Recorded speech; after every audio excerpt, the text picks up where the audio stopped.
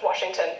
The White House says the unexpected decision was needed to restore public confidence and trust in the nation's top law enforcement agency. Comey had been leading the FBI's investigation into Trump's campaign ties with Russia. Comey's also come under intense scrutiny for his role into the inquiry into Hillary Clinton's email practices. The administration says it is already searching for Comey's replacement. Now, our Washington correspondent Philip Crowther tells us more about what might have prompted this surprise sacking. This is a pretty extraordinary move by US President Donald Trump, and it has been done in a pretty extraordinary way.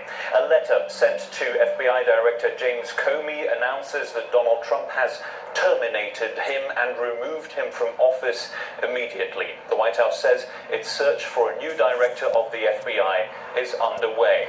The recommendation to fire James Comey comes from the Attorney General, Jeff Sessions, and the Deputy Attorney General. Their reasons given are the biggest surprise here, because they say the reason why James Comey had to be fired was how he handled the investigation into the email use by former Secretary of State Hillary Clinton, of course, Donald Trump's opponent in the presidential election in November. Now, Hillary Clinton would agree that the FBI did a lot of things wrong and that maybe James Comey needed to be fired. That Donald Trump now does this is the biggest surprise for the reason given by the Department of Justice. And this comes at a time when James Comey is, or rather was, at the head of an investigation into the possibility of collusion between the Trump campaign and Russian intelligence services.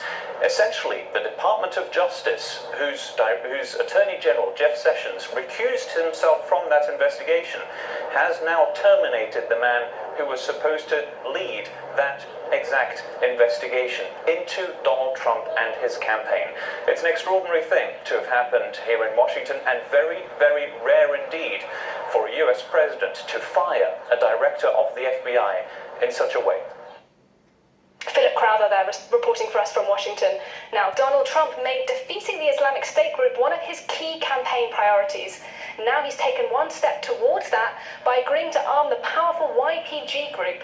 The YPG are currently trying to push ISIS from their capital in Syria of Raqqa, but arming the group is not without its detractors, particularly key US ally Turkey.